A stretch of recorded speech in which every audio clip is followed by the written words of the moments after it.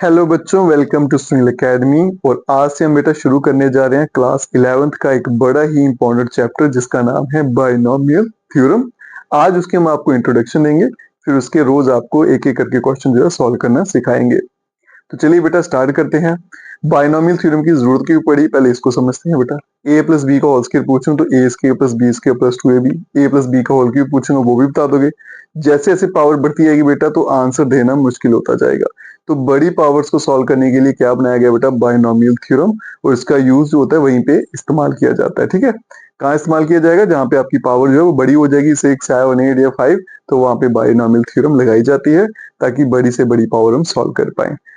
Formula एक ही है, एक प्लस में है एक माइनस में है। फॉर्मूला सब कुछ सेम है, बस माइनस में एक टर्म प्लस की आती है एक माइनस की आती है, प्लस में सारे के सारे प्लस रहते हैं। और इस चैप्टर को अगर आपने अच्छे से सीखना है तो आपको बेटा परमुटेशन या कॉम्बिनेशन, परमुटेशन तो इस्तेमाल नहीं होगी इसमें, कॉम्बिनेशन का बड़ा इस्तेमाल रहेगा, वो भी मैं आपको थोड़ा सा यहाँ पे सिखा देता हूँ।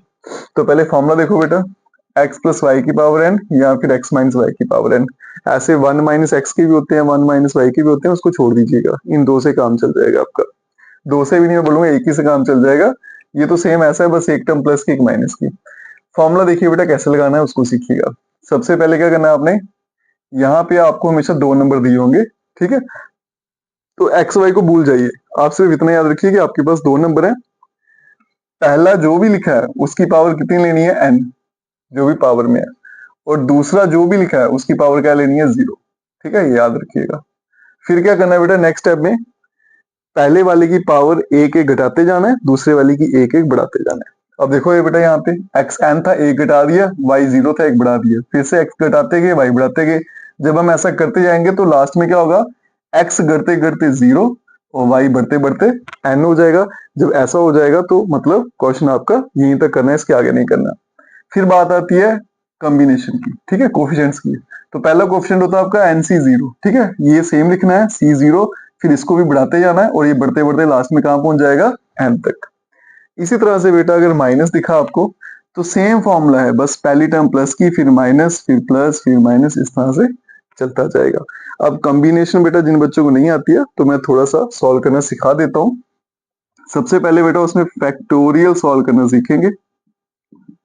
ठीक है जी, किसी भी नंबर का फैक्टोरियल लिखा हो, जैसे 3 फैक्टोरियल, क्या आंसर आएगा, 3, 2, 1, क्या हो गया, 6।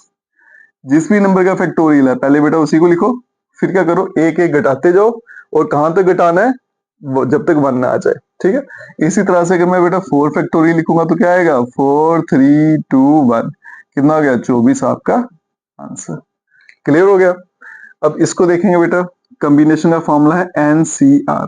क्या फॉर्मूला होता है, n फैक्टोरियल, r फैक्टोरियल और n माइनस r का फैक्टोरियल। ठीक है जी, जैसे मैं लिखूंगा बेटा 5C3, तो देखो बेटा सबसे पहले जो ऊपर वाला नंबर है उसका फैक्टोरियल, फिर नीचे वाले नंबर का फैक्टोरियल, फिर दोनों को माइनस करके फैक्टोरियल।